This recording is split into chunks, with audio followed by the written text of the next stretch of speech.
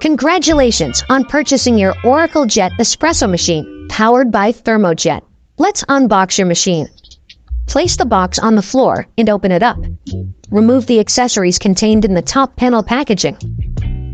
With both hands, firmly hold the machine and pull it up and out of the box. You'll find a set of key accessories that all have a part to play.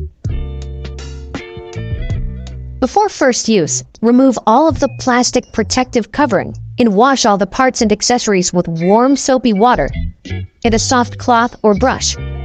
Dry thoroughly before use. You'll notice that the Oracle Jet features a third wheel for added convenience. You can easily swivel it around until you find the right position, then lock the lever to secure the machine from moving around your benchtop.